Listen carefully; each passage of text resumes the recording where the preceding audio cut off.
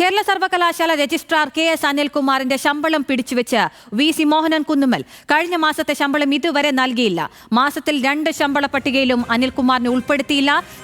സസ്പെൻഷനിലായ അനിൽകുമാറിന്റെ ശമ്പളം തടയാൻ VC finance ഓഫീസർക്ക് നിർദ്ദേശം നൽകിയിരുന്നു. ആ നിർദ്ദേശത്തിൽ തുടർന്നാണിപ്പോൾ ശമ്പളം പിടിച്ചുവെക്കുന്ന നടപടിയിലേക്ക് VC മോഹനൻ കുന്നുമ്മൽ എത്തിയിരിക്കുന്നത്.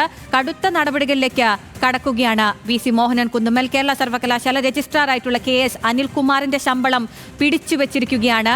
കഴിഞ്ഞ മാസത്തെ ശമ്പളം ഇതുവരെയും നൽകിയിട്ടില്ല. മാസത്തിലെ 2 ശമ്പള പട്ടികയിലും അനിൽകുമാറിനെ ഉൾപ്പെടുത്തിയിട്ടില്ല എന്ന വിവരമാണ് വരുന്നത്. സർവകലാശാല പോര് അതിന്റെ പാരമ്യത്തിലെത്തുന്നുവെന്നാണ് മനസ്സിലാക്കാൻ കഴിയുന്നത്. സസ്പെൻഷനിലായ അനിൽകുമാറിന്റെ ശമ്പളം തടയാൻ VC ഫൈനാൻസ് ഓഫീസർക്ക് നിർദ്ദേശം നൽകിയിരുന്നു. ഇപ്പോഴിതാ ശമ്പളം കഴിഞ്ഞ ഒരു മാസമായി മുടങ്ങിക്കിടക്കുകയാണ് എന്ന വിവരമാണ് വരുന്നത്. കടുത്ത നടപടികളിലേക്കാണ് അദ്ദേഹം കടക്കുന്നത്.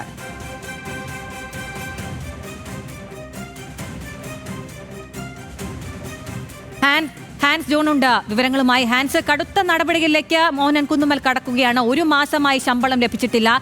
ഇതിലിനി എന്തൊക്കെ നടപടികളാവും രജിസ്ട്രാർ സ്വീകരിക്കുക? വിശദാംശം.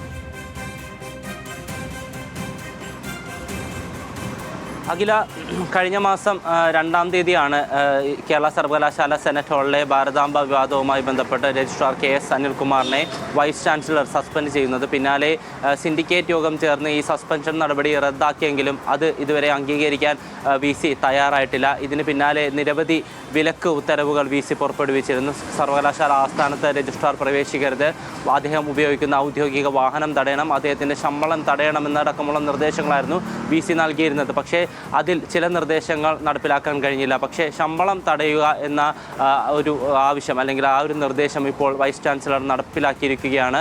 കഴിഞ്ഞ മാസത്തെ അഥവാ ജൂലൈ മാസത്തെ ശമ്പളം ഇതുവരെയും രജിസ്ട്രാറായിട്ടുള്ള KS അനിൽകുമാറിന് നൽകിയിട്ടില്ല. സാധാരണയായി സർവകലാശാല ജീവനക്കാർക്ക് എല്ലാ മാസവും 1-ാം തീയതിയും 6-ാം തീയതിയുമാണ് ശമ്പളം നൽകുന്നത്. 2 പട്ടികയായി വിഭജിച്ചുകൊണ്ടാണ് സർവകലാശാല ജീവനക്കാർക്ക് ശമ്പളം നൽകുന്നത്. ഈ 2 പട്ടികയിലും ഈ മാസം അത്തരത്തിൽ പരിഗണിച്ച 2 പട്ടികയിലും രജിസ്ട്രാറായിട്ടുള്ള KS അനിൽകുമാറിൻ്റെ പേര് ഉണ്ടായിരുന്നില്ല.